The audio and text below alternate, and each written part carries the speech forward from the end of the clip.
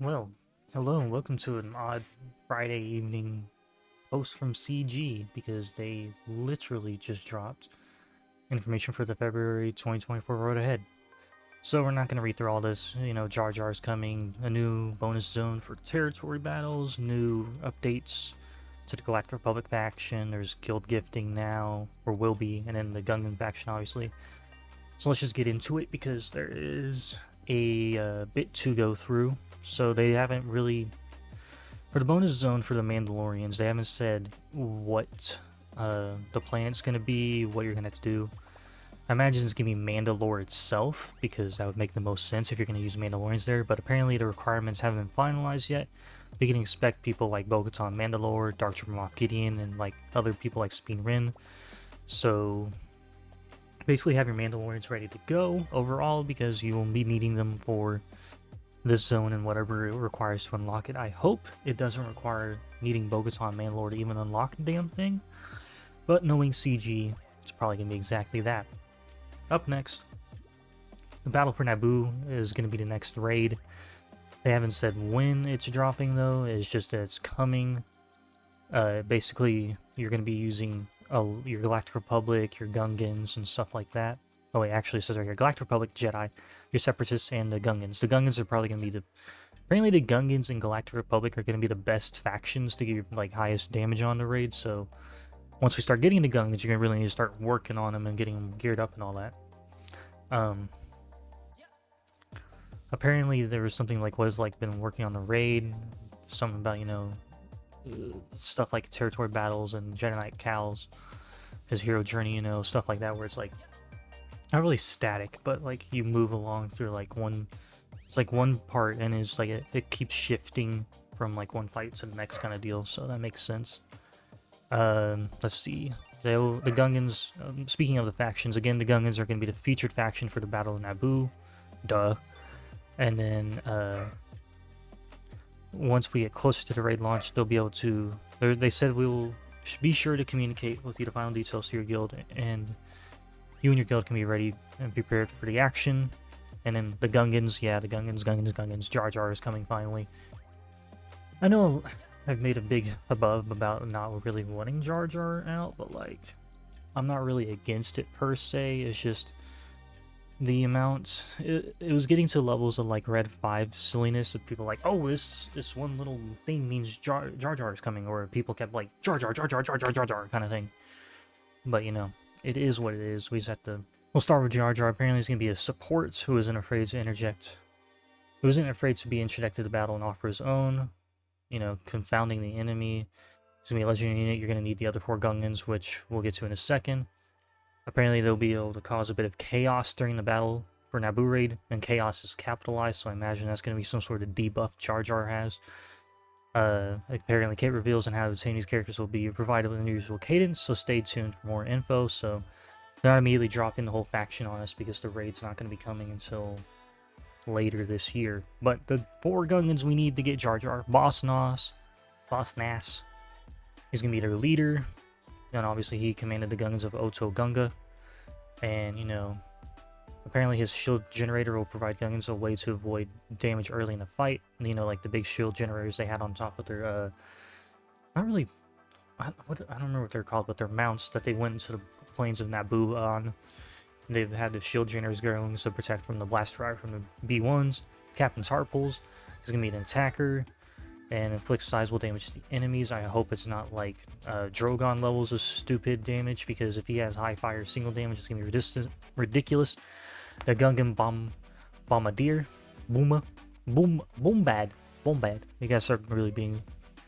Gotta speak like Jar Jar, but apparently he's gonna be a versatile attacker that capitalizes on enemy debuffs and ranged damage while using abilities when the shield generator is up. So it sounds like the shield generator is not gonna be a permanent buff kind of thing, so we'll have to see how long that lasts once Boss Nass actually drops. And then the Gungan Phalanx, how do you pronounce it? Phalanx, I think, is going to be their tank, who's going to be assisting and provide coverage with his shield. So basically, nifty little overview of the entire Gungan faction here. But we obviously won't know anything about their kits until later on, whenever they start releasing them. Now for the Galactic Republic shenanigans. Queen Amidala is coming. She's going to be a future Conquest character. And she's also going to be accompanied by 2 new characters for the Galactic Republic faction. They haven't said who yet. But if I was to hazard a guess, I would know one of them. Padme's... What was his name? Ah, yeah. Typho. So, I imagine one's gonna be Typho. Or it may be Panaka. It's really hard to tell because Panaka was the... Let's see, he served as the captain of security forces to serve the Royal House of Naboo. So maybe it could be Panaka, it could be Typho, maybe both of them. You know, cool. We don't know who they are because they haven't said. Let's see. Apparently Queen Amidala is going to have a decoy mechanic because, you know, that's her whole thing, is like the Queen of Naboo would have decoys, so that way if you captured one of her decoy bodyguards, you want to know if it's the real queen or one of the other, you know, a decoy. And, you know, that'll be interesting.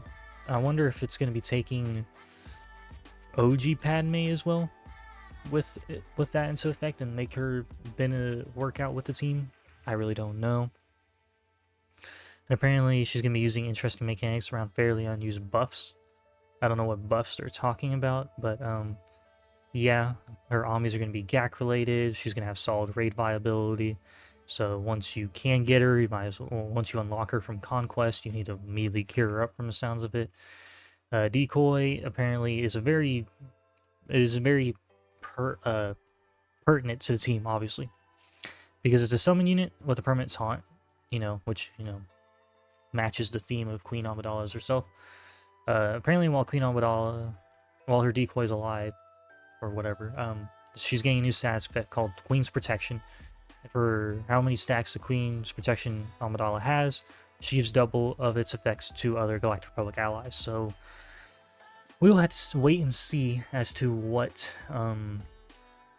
Queen's Protection does to see how it benefits the Galactic Republic. And I wonder if she's going to be the next Conquest character, but it says future Conquest. So maybe not this next round, but the one afterwards. I don't know. Maybe they're going to drop... I don't know. They could make her the one after this final iteration of Banes goes up, but, like, you know, who knows. Apparently once the decoy is defeated, Queen Amidala is going to take a bonus turn, unlock a nasty locked buff, and inflict an enemy with something nasty. So who the hell knows what that means.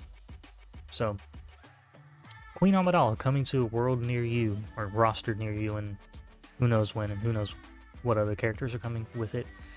Because, yeah. Anyways, guild gifting is a thing.